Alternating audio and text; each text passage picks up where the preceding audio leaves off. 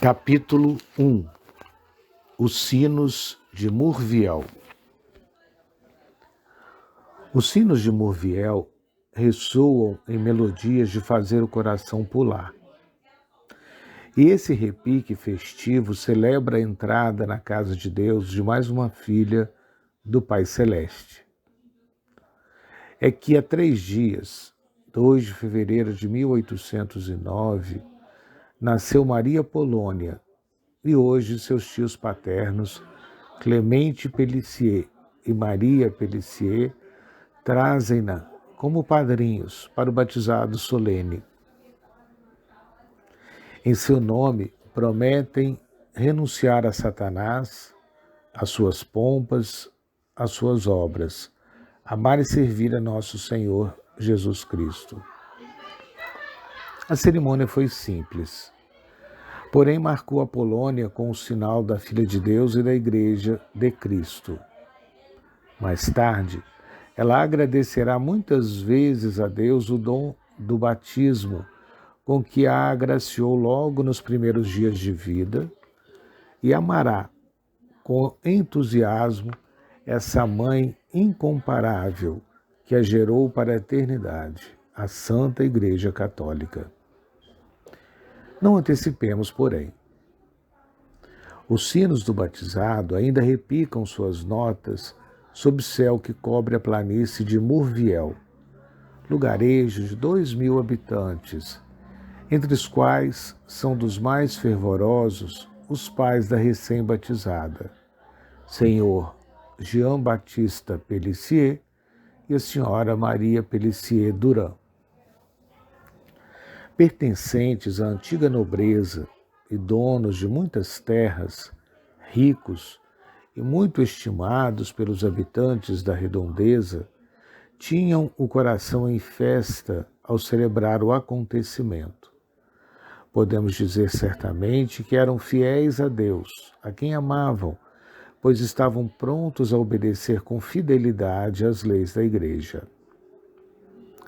No fato de haverem escolhido para padrinhos os tios paternos, podemos imaginar a união existente entre os membros da família e também supor não gostarem muito de relações sociais fora da família. E assim foi um pouco fechada a formação da filha. A Polônia cresceu dentro daqueles vastos salões, rodeada de conforto. Tinha como companheiro de brincadeiras apenas o irmão, 4 anos mais velho do que ela. Criada num palacete do século XV, um pouco flor de estufa, entre aspas, observava de dentro dos jardins de sua casa os acontecimentos da época. A Polônia ressentiu-se desse isolamento por toda a vida. Não lutou na infância para vencer na vida, como tantas jovens de hoje têm de fazê-lo. No princípio do século passado, a mulher era formada para ser dona de casa, por conseguinte, para viver dentro do lar, onde seria esposa, mãe, rainha e anjo protetor. Lá, ela seria a providência visível, consertando, prevendo, acalmando, trabalhando para afastar os males evitáveis, com o exemplo, a abnegação, a presença e a oração que tudo obtém do céu. Não era forçada a frequentar escritórios de firmas movimentadas. Não precisava acionar teares de máquinas em grandes empresas. Não tinha que defender teses com desenvoltura masculina diante de professores pouco solícitos com a formação moral do aluno. Naquela época, a mulher não era vereadora nem deputada. Quando muito, era ministra, mas do interior e das finanças do lar. Foi, pois, sem história a infância de Maria Polônia. Alguns meses interna num colégio de Béziers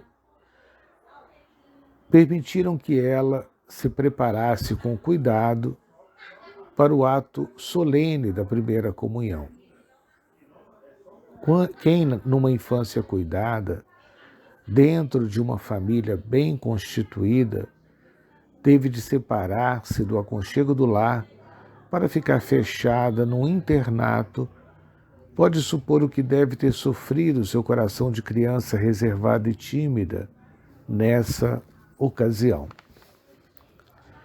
Mas foi grande sua alegria quando, a 17 de junho de 1821, pôde receber com amor o Rei dos Reis, o mais pobre dos filhos dos homens, aquele rei que não tinha onde reclinar a cabeça, capaz, portanto, de compreender todas as dificuldades humanas e todas as classes sociais.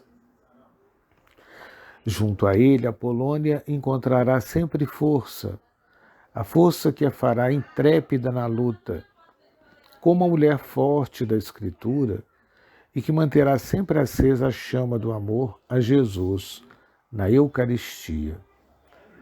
2 anos depois, a 28 de outubro de 1823, séria e compenetrada, recebeu o sacramento da Crisma das mãos de Dom Fournier, bispo de Montpellier. Não se deve estranhar que estes sacramentos tenham sido recebidos tão tardiamente. Ideias jansenistas dominavam a época. Também na Europa, as crianças são submetidas a sério exame de catecismo antes da crisma e exige-se dela uma certa madureza de compreensão para a recepção deste sacramento. Seus estudos só foram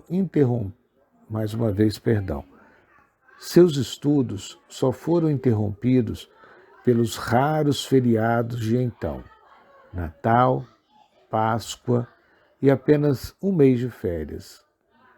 Alguns cadernos datados de 1824 a 1826 escaparam à destruição. Encontraram-se neles ditados, notas de gramática, de história antiga, numerosos textos dos melhores autores franceses. O conjunto, ao mesmo tempo que revela a solidez do ensino recebido, mostra também a aplicação e o cuidado da aluna.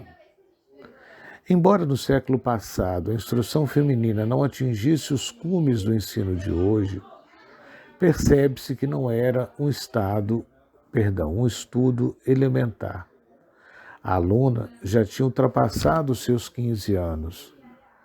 Deus há tempos preparava para a missão que lhe confiaria bem mais tarde. Inútil dizer que a influência cristã de sua família contribuiu poderosamente para a formação dessa jovem privilegiada. Aos 18 anos, a Polônia era uma charmosa morena de olhos verdes, com uma fisionomia franca e um olhar cheio de doçura. Ela era naturalmente alegre e conquistava, à primeira vista, a simpatia de todos.